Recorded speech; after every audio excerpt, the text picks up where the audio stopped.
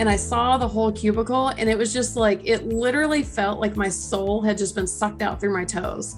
And I just stood there and I said, I had been in school for like 8 or 9 years at this point. I had just like suffered through this master's degree, and like, you know, I land the dream job, my life is complete, and I hate it, and I haven't even sat down yet. Welcome everyone to the Road Less Traveled Show. This is a show about people who were successful in a previous career and left that career to go down a different path. I'm your co-host, Richard Coyne.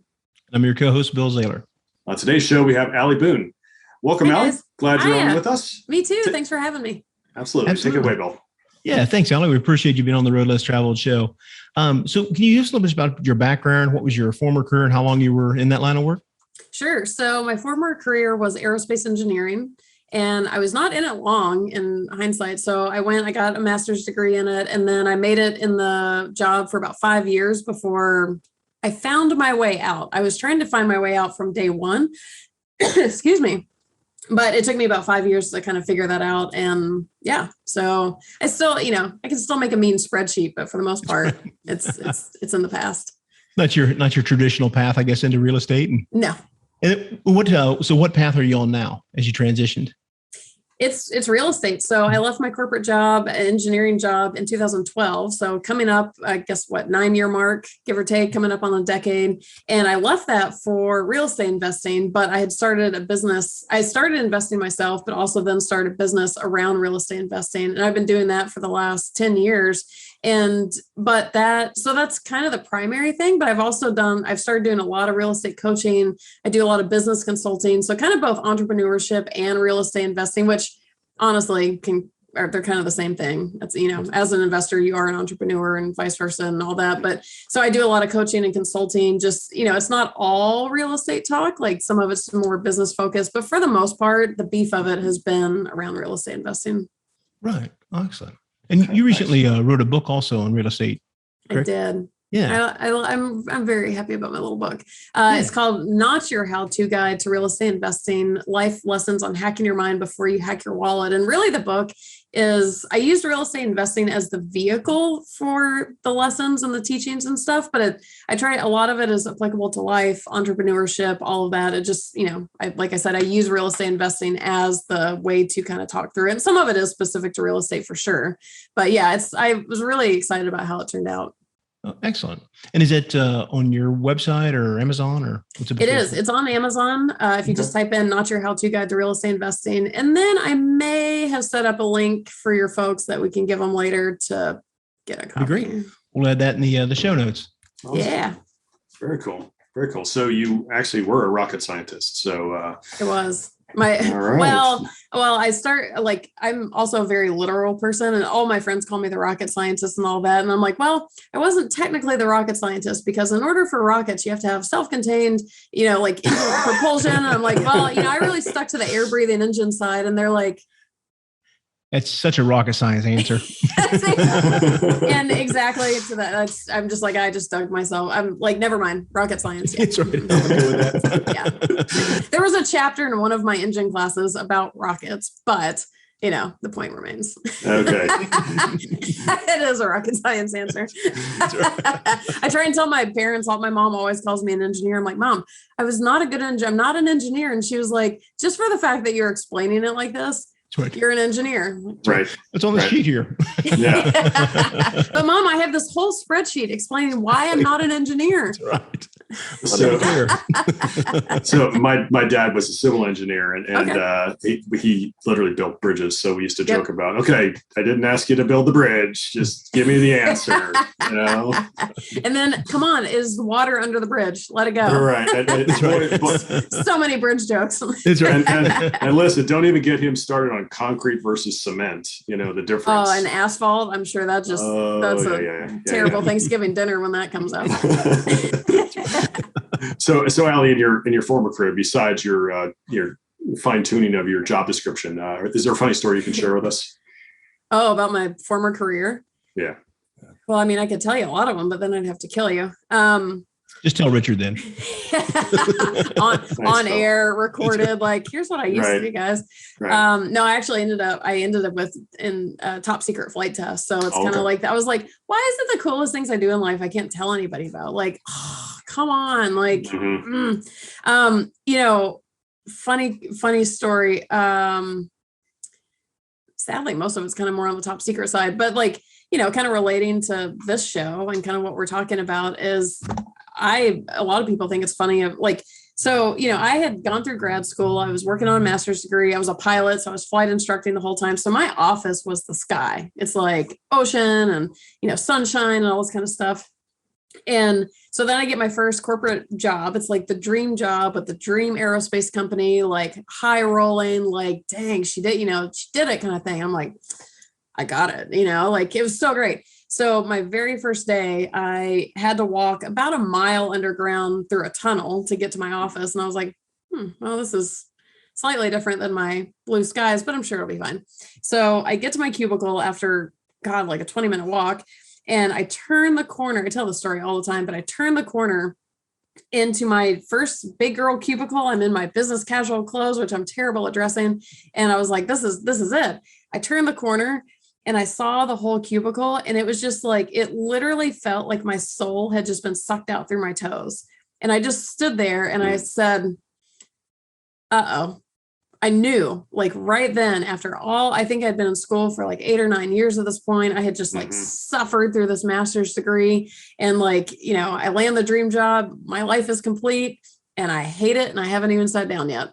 And so that really kind of started the whole spiral of, okay, I got to figure out how to get out of here. But it was it was funny for me in that moment of, well, this is some irony, like 8, 9 years of school, I published a paper, like I did everything right. Right. And I hate this. And I hadn't even sat down yet. It was great. Wow. Well, I guess that leads into kind of the question of, what was the deciding factor? I mean, other than day one, but was there, as you progressed through that? Did I need more? That's right. As every day got progressively worse and worse. Every single day. The deciding factor, I was always not confused by this during it, but I always kind of wondered about it. Is like, I just felt this like inherent had to vibe. Like it felt like I didn't have a choice. I couldn't sit in this cubicle. And at some point, I think it was about 2.5 years in, I wanted to make sure it wasn't just this position or just this cubicle, or, maybe I love engineering and whatever. So I was bored one day, shocker. And I found some random job descriptions within the same company. And there was one in California, and the description was so cool. It was like, we provide all weather gear. You have to be able to lift 40 pounds. You have to be able to work weird hours. And I was like, no, this is sounding okay. This sounds a little bit like me. I was living in Georgia at the time, and I was perfectly happy in Georgia. I had my own house. I had a great friends group. My parents were there. And I was like, I'm not a chance of moving to California, but I'm bored. I'll put in for it. Didn't hear a word for like 6 or 8 months or something. All of a sudden, I'd completely forgotten I even put in for this. They called and they said, hey, we want you to come out and interview. And I thought, free trip to California, whatever, no big deal. I'm not moving to California. Then I got the job offer and I was like, wait, what? And so that move, which now I'm still in California, even though I left that job, that was like my last attempt at making engineering work. Like, if this cool job didn't work, then I can say I tried it all. Because again, 8 or 9 years of school and a lot of headache and, a lot of investment into this, I want to make sure that I'm not just like skating out too quickly. But, and then I got to California. It was all the top secret stuff. It was some of the coolest stuff ever. Like, at some point I'll get to tell all the funny stories and like cool stories. And I've seen the coolest things that I can never tell anyone about. But that experience, it was great. But like, if that experience doesn't work, this isn't for me. So the whole course of that was just this inner drive of like, I can't do this. Like, I can't not be happy. I'm one of those people that if I'm not happy for some reason, I will very actively start figuring out how to fix this. I'm not just like a sit back and waller kind of like I want happiness, and that it wasn't really bringing it. And so the kind of thing that I was always toying with in my head is like, I don't know how necessarily you create drive. Like, I don't think I created that drive in me, but it was something in me. It was this voice, this gut feeling kind of thing of like, you can't stay here. And I'm like, well, I mean, okay, cool. But like, once I jumped ship and I had my own company and I was making nothing in the beginning, I was stressed. I was like, really? Can we not do that though? Like, that Friday paycheck and that health insurance was pretty rad. And the voice was like, nope. And I was like, well, God, like that voice 8 years ago.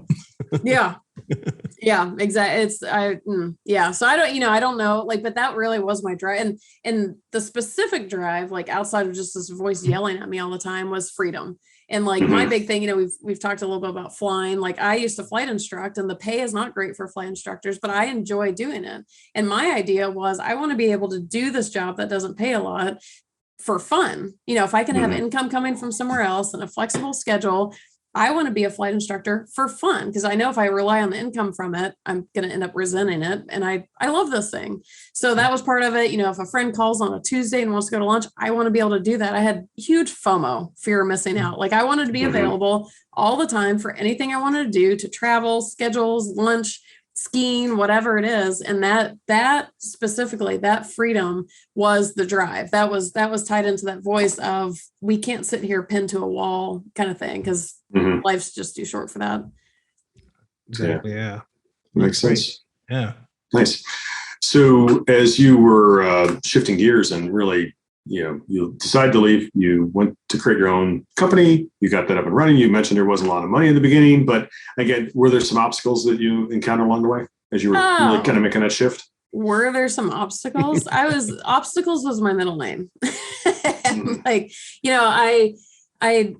I tried to stick out with my corporate, like, I actually started the company before I quit my corporate job. I was trying to do it on the side, but I was gone Monday through Thursday or Friday at top secret places. So I only had limited access to be able to have like unclassified computers to work on this business.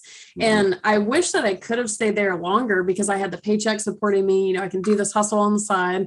But I was kind of forced out of it a little bit early, because I didn't have access to, what I needed to do this. And it kind of came to the point of like, I'm either going to have to jump ship. So I ended up jumping ship long before I had enough money in my savings account. So it was kind of like a added pressure type of thing, but I was like, it's okay. I got this. It'll be the fire under me. Like, we got this. And I would say there's a million obstacles, but I'd say the number one biggest obstacle, as a former pilot and engineer, one thing about engineering and being a pilot is that we're trained to control what's going on around us. If I'm flying an airplane and the airplane hiccups or whatever, I'm trained, like, I'm on it and I make things happen. Like, I'm trained to make that plane do what I need that plane to do, period. No ifs, ands, or buts about it. Well, in entrepreneurship, that mentality didn't work out very well. And I learned that very quickly, maybe within 2 months. It was like, wait a minute. I can't make people buy what I'm selling. I can't make my company become big. Like, I can't make these things happen. And it was stressing me out so bad, because I was so worried about those things happening that it was hindering what I was doing every day. And it was the first time, and I've had to continue learning this lesson over and over and over.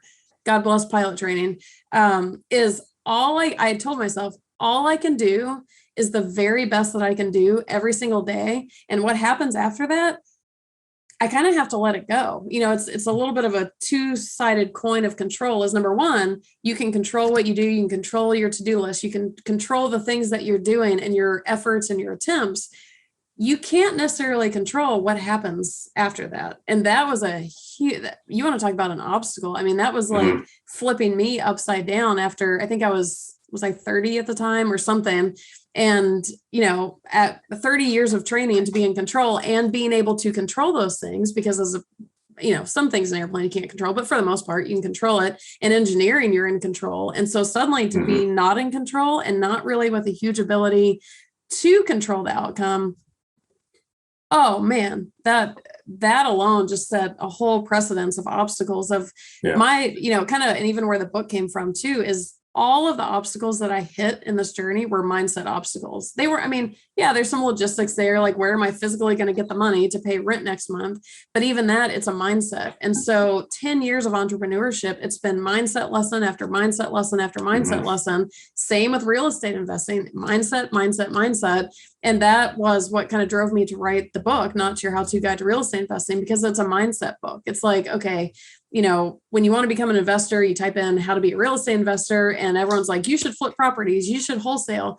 Okay, cool. But what, my experience of the mindset challenges being the absolute biggest drivers, that's what I want to speak to, whether it's life, entrepreneurship, investing, whatever you're talking about.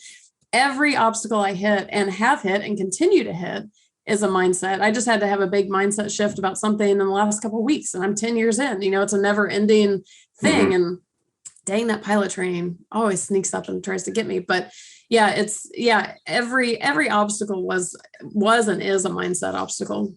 Yeah. It's culture shock in a way. You're trained in one way, but then everything else is there's no script, there's no rules. It is a mindset where you are constantly reinventing, having to adapt, having to adjust, pivot, turn, and figure it out. Yeah.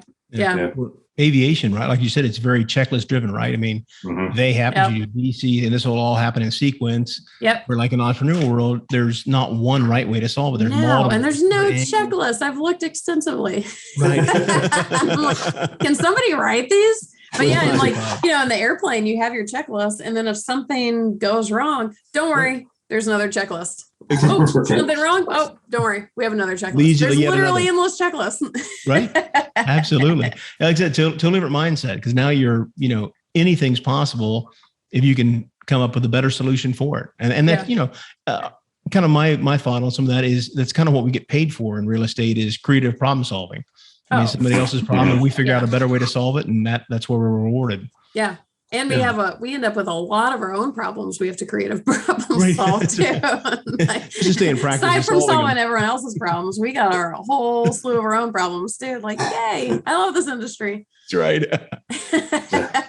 Well, Ali, what was one of your first victories on your new career path? Once you transitioned into real estate, can you think of something that sticks out in your mind that you go, yes, I definitely made the right decision. This is it. It's funny that you asked that, because literally yesterday, I think it was yesterday, I was looking for a picture on my phone for somewhere. The engineer in me had this brainiac idea years ago to organize my pictures in a certain way. I cannot find any picture I'm looking for. So I was scrolling through, searching for this picture, and I stumbled across such a random picture I had not thought of in years. I took a picture of my very first paycheck as an entrepreneur, like the very first property, because I was selling properties. The very first property I ever sold, I took a picture of the paycheck because I was like, I got one. Like I made a little bit of money, but more than that, the thing related to that, but what stands out really in my mind is when I left top secret engineering world, I was making pretty good money.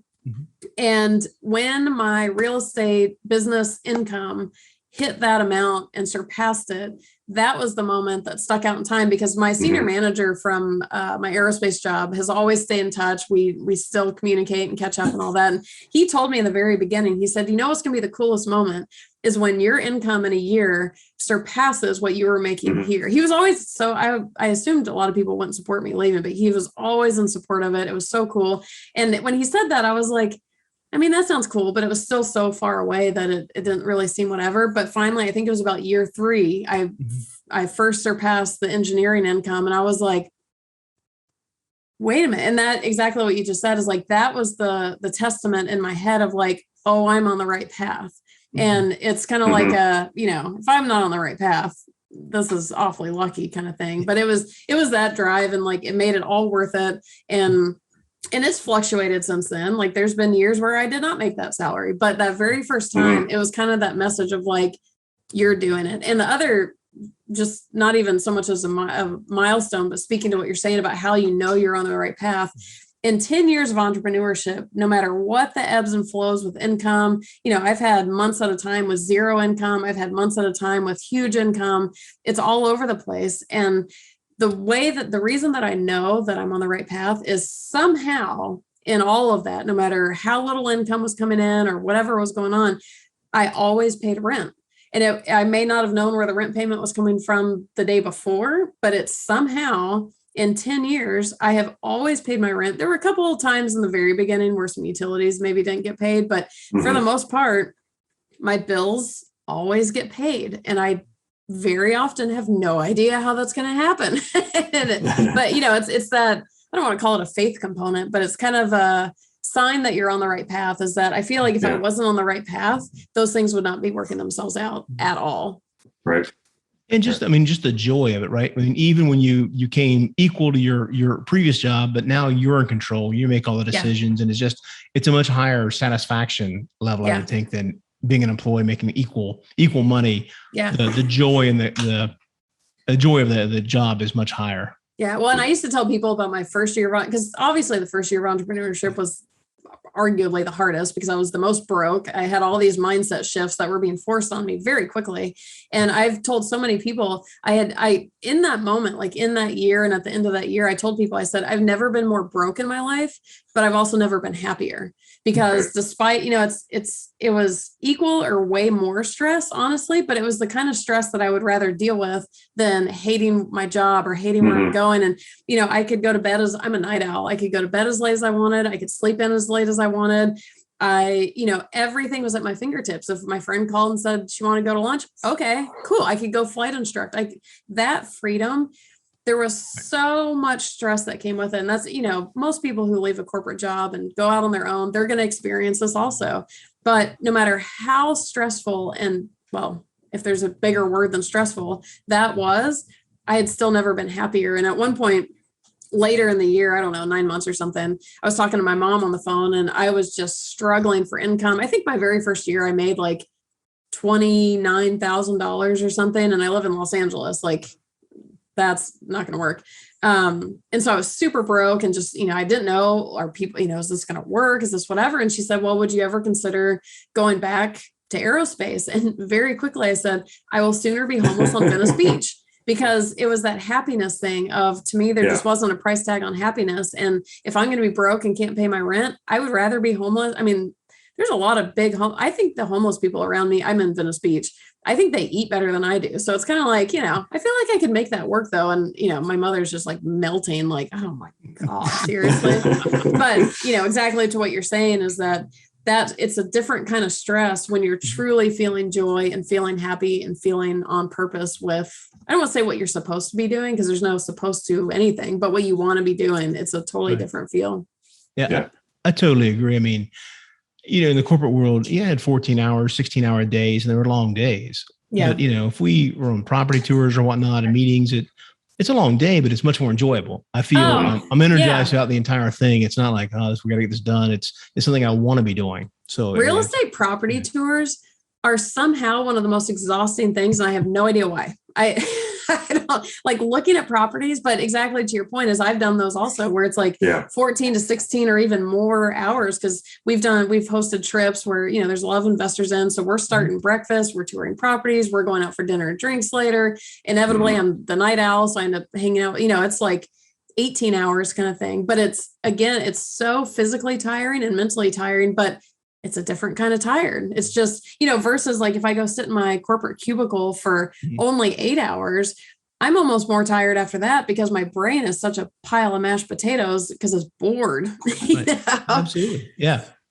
And everything you're putting out in your own entrepreneurial endeavors is, coming back to you. It's building your company, building your brand up versus working to just somebody else's agenda.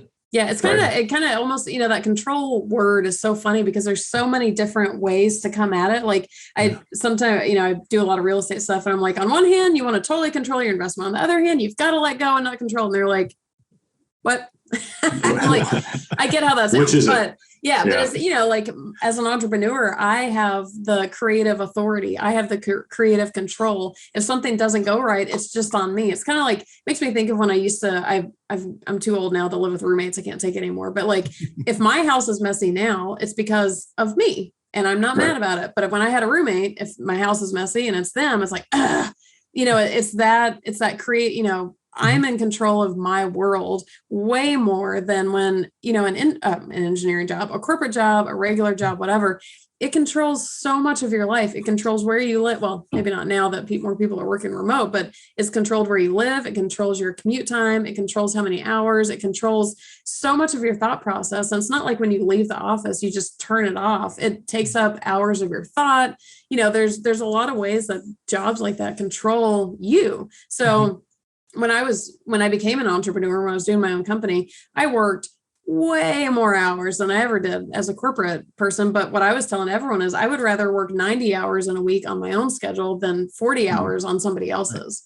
And it's that whole, again, it's all mindset. Like it's 90 hours for me is easier than 40 hours was on somebody else's terms. So, absolutely. And on top of that, by the time you add the commute into that 40-hour job, you're at, depending upon where you live, you could easily add another 20 hours during the week. I think it's even worse than that. It's like, in the morning you wake up and you have to do all this stuff to like get ready for work, then eat breakfast timer, then you have the commute, then you have the work, then you have the commute home, but then you're tired and you have to figure out like the gym and dinner. And like, there's that whole like 4-hour window of you're now having to do things in relation to being at work. It's like, oh, it's 10 p.m. Now I get to actually think about my own life. And then, okay.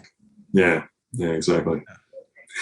So Ali, and since you made the shift and you're full-time in your own business, doing real estate, et cetera, and other things that you do, is there something funny along that you can share there? Any story there?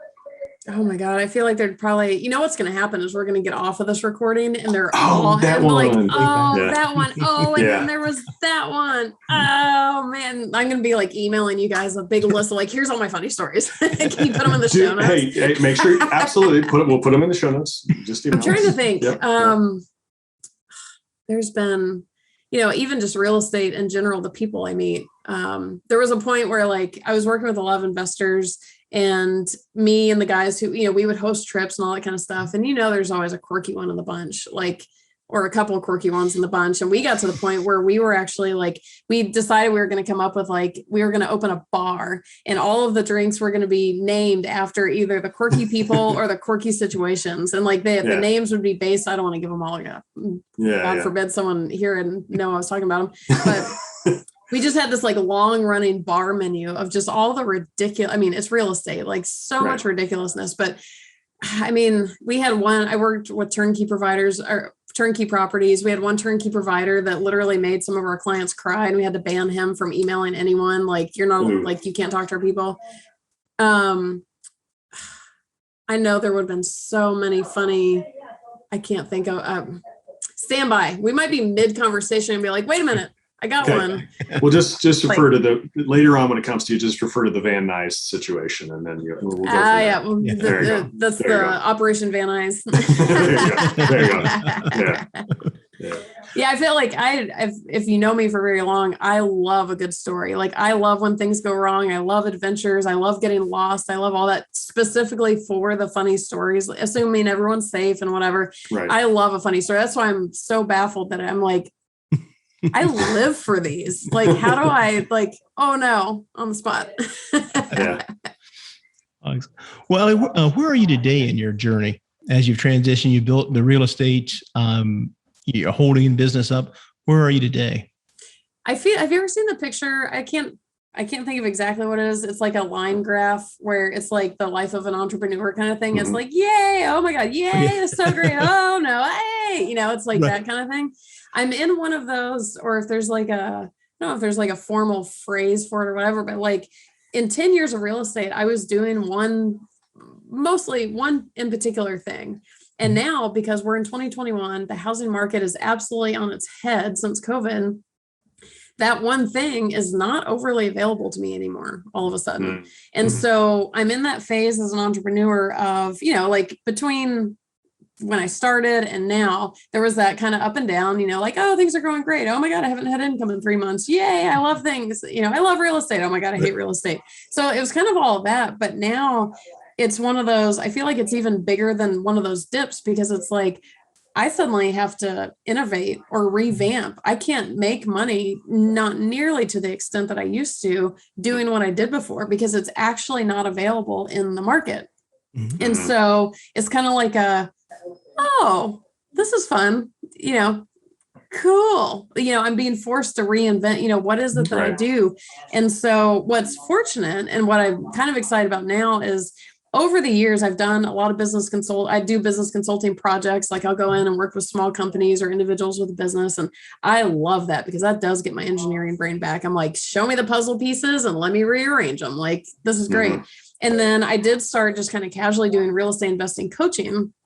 And so I was doing all of that on the side, just kind of, it was almost fun for me. But as the housing market, my income was based on inventory, and we're mostly out of inventory now. And so, through 2020, through COVID, like one of the things I kind of sat back, aside from I need to secure my income, is what would actually help people today? And, I put the book out right in the middle of COVID. And my intention with the book was to help people ease into being a real estate investor easier. Because again, you Google how to be a real estate investor and you are flooded, overwhelmed. Most people who come to me with coaching it's information overload. They don't know how to navigate this. Like, it's too much information. And so my intention with the book was really to offer people, like, here's how you can navigate that. Like, here's how to better set yourself up. And so with that in mind, it was kind of like, everyone's stuck at their house, they're quarantined. At some point, the inventory got super low. People are having a hard time buying. What would actually help people right now? And I was like, hello, more coaching, education, because what doesn't change with the market? It's education. And so now I've kind of started shifting both by force and by desire, because that's always been my goal anyways, is to help people invest. And I used to do that via getting them into properties, and I still do, but it's just not as available.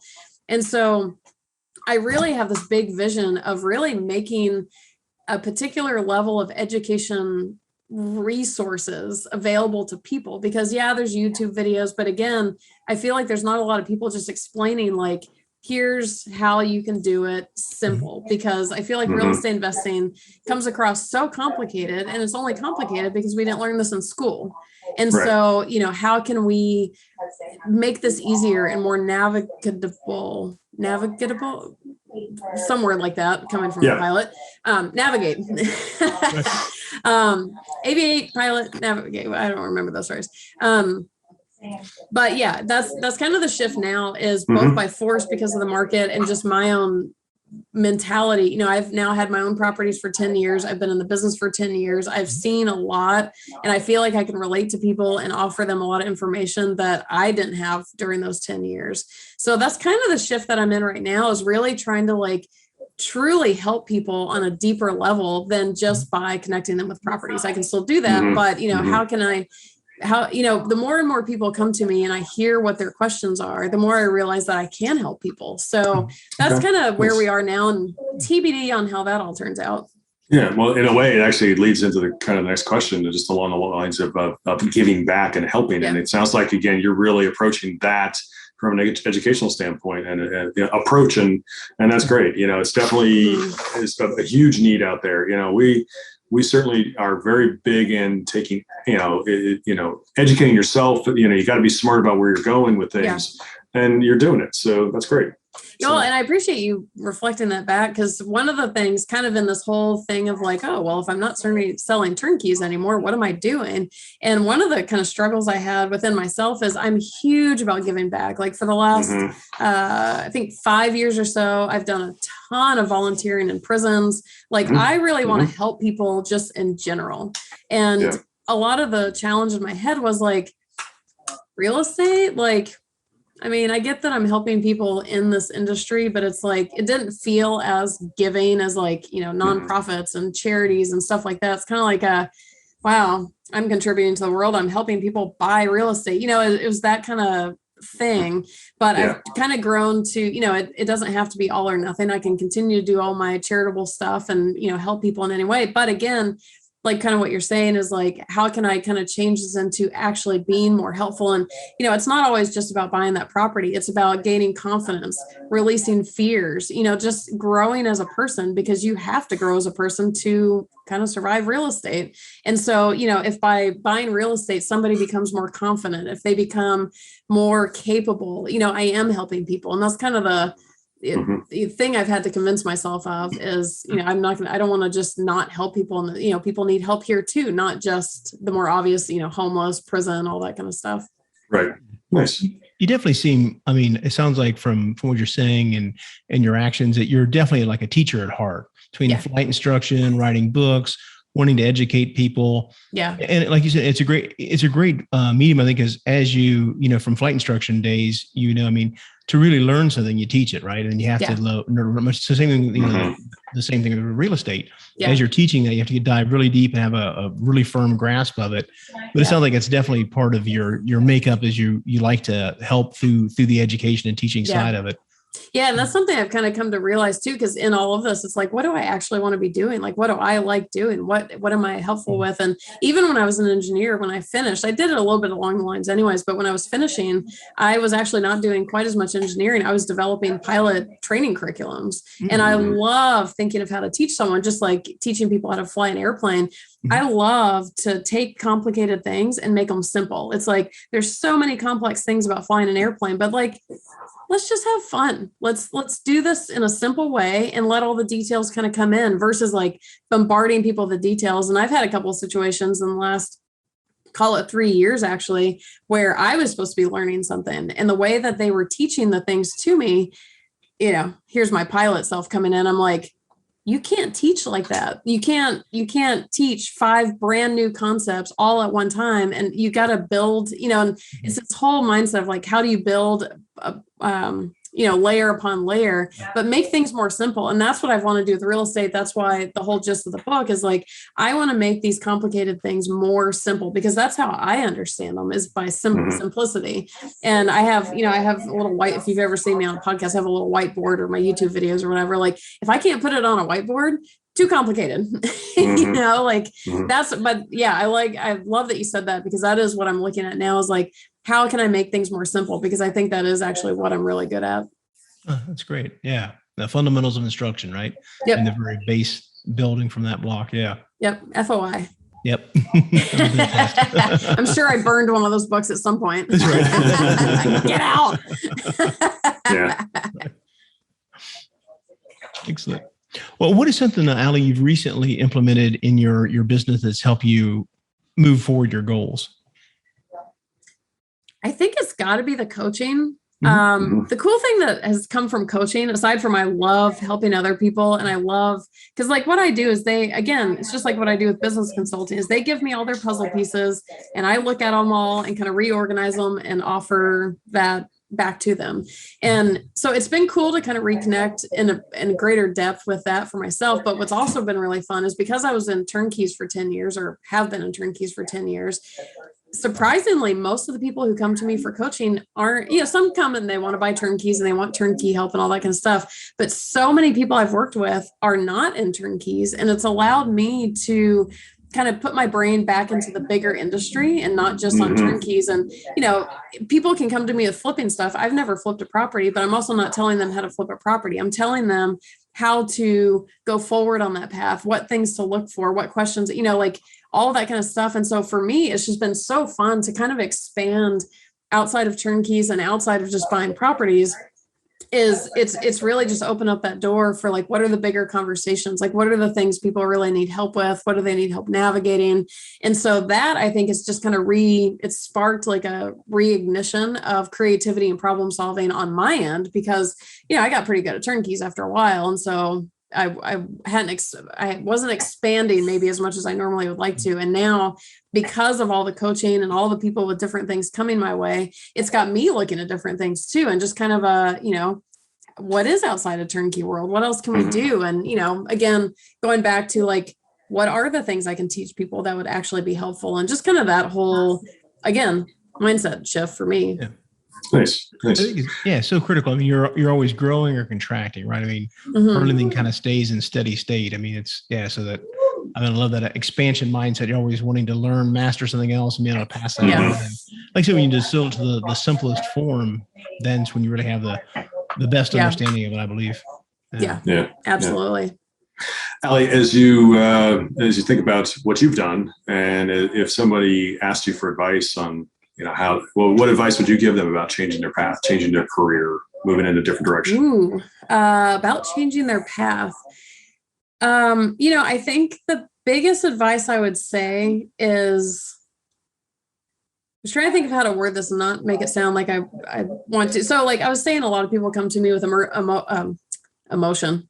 I mean, maybe that too. I get a lot of those too. Information overload. So again, they Google how to be a real estate investor and they just get like bombarded with all this stuff. And a lot of what I work with them on is like, okay, step one, you got to clear out the noise. You just can't listen to everybody and everything because you're never going to like, it's too much. And so it's kind of like taking that step back, slowing down, and really coming up with kind of a game plan. And the reason I was hesitant to say it this way is like, I don't necessarily believe in like a hardcore business plan and linear steps and all that, but also I kind of do, because it's like the whole complication, I think, with leaving your corporate job, being an entrepreneur, being an investor, whatever it is you're trying to do, is there's so much abstract. And when it's all abstract, it's harder to navigate. And so like kind of it's what we're talking about, me making complicated things simple, is like, how do we take the abstract out of it and make usable steps or usable task or whatever it is? And so like for anyone thinking about jumping ship, two things. Number one, kind of in that context, is slow your roll just enough to actually come up with some kind of plan. Like, I mean, I've been known to fling myself off the side of cliffs more than one time. So I feel kind of hypocritical even suggesting this, but because I flung myself off so many cliffs, like make sure your parachute's on, you know? You can tell the story. You've been there. That's right. Like make sure it's on there. You know, come up with a plan for yourself. It can be a big formal business plan if you want it to, but come up with those actionable steps just to give yourself some kind of direction and grounding in order to be able to navigate all of the overload that's going to come your way. The other thing, and maybe even my bigger piece of advice, is I always tell people in a little bit of a different context, don't start the business before you've started the business. Like if you have an idea for a business, don't make the business cards, the website, pay for the CRMs and all that kind of stuff before you've actually ever made a penny doing what it is you think you're going to offer people. And what I did, and it was really by accident, is I started making money doing this before I even knew it was going to be a business. And so I think, it's kind of like organic business building.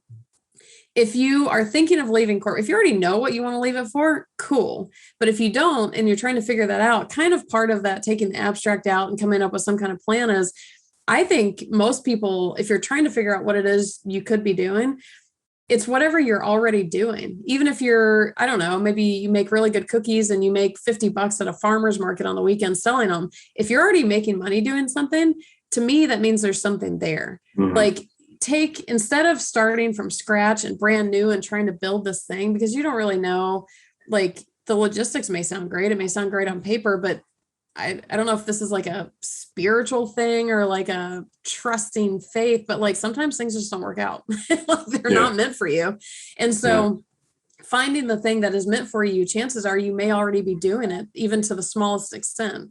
And so focusing on that, if the question is, what are you going to leave it for? But again, don't just fling yourself off the cliff, assuming you're going to make $1 million as a great cookie maker and then, whatever. So kind of, the biggest advice, summing all that up, is just slow down a little bit. Again, coming from the one who tends to fling herself off the side of cliffs, but slow down a little bit and just get a little bit organized, because there's going to be so much chaos coming at you anyways. You need to have that footing and you need to have that mindset. I know I wouldn't have survived it all had I not been reading a million books from like Robert Kiyosaki, Michael Gerber, all of that, because then when those things happened that they said would happen, I was like, oh, this is normal. It's supposed to be happening. It sucks, but it's supposed to be happening. Yay. Had I not known that before, I would have thought everything, was a dumpster fire. So yeah, just slowing down and just being a little bit patient and get a little bit organized. I don't even know who I am anymore. I hear these words coming out of my mouth and I'm like, I guess it's that aging thing. I don't know. It sounds so responsible and boring. Well, Ali, what's the best ways for listeners to reach you and learn more about what you're doing? Well, so I mentioned earlier, I may have set up a link for you guys. So I set up a link, and I should probably double check that I know exactly what it is before I try to tell you what that is. So my company's name is Hipster Investments. So if you go to hipsterinvestments.com/road less traveled, all one word, then there's an option on there to get a free digital copy of the book we were talking about, Not Your How-To Guide to Real Estate Investing. There's also a link, like if you're like me and you have to physically hold a book, there's a link to the Amazon option there. I can't do electronic books myself, but I can offer you one.